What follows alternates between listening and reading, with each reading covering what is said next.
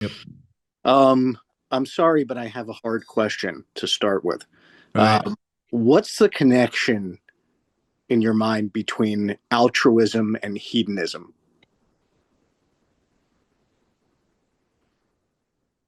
Altruism and hedonism.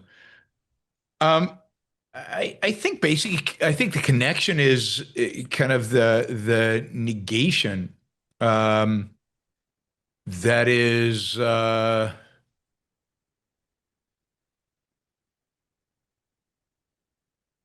is sorry. Uh,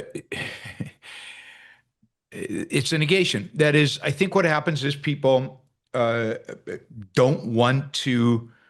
They acknowledge that altruism is the moral ideal. They get that. They don't, there's no alternative to it, but they reject it. They don't want it. And then the question is, what do they embrace in its place? They could replace, well, I mean, they could replace rational egoism, but that's usually not on the menu as an alternative. So really what they have as alternatives is um, instead of me sacrificing to other people, I could sacrifice other people to me. And those are the power lusting, often nihilistic types and often narcissistic types that they don't care. They are just exploiters. They exploit other people. An alternative to that could be, well, no, I'm just going to live for pleasure. I'm just going to live for the moment. I'm just going to enjoy myself. I'm not going to sacrifice that pain and suffering associated with sacrifice. That's wrong. So it comes from a real identification.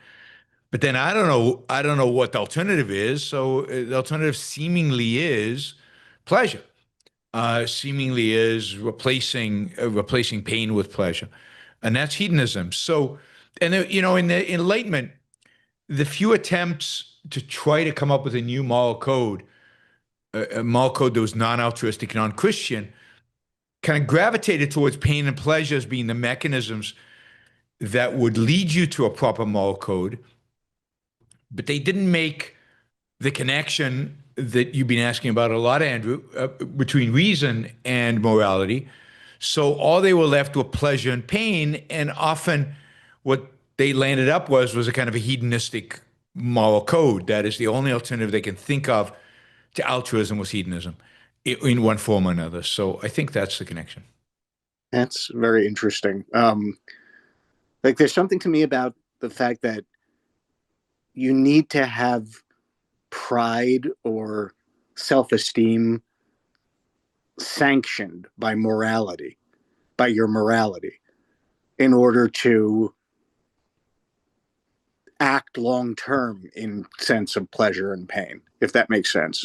Like, in order to be rational about pursuing pleasure as opposed to the short term pleasure, you need moral sanction for the things that actually bring you pleasure in your Yeah, I action. think that's right. And altruism doesn't provide that.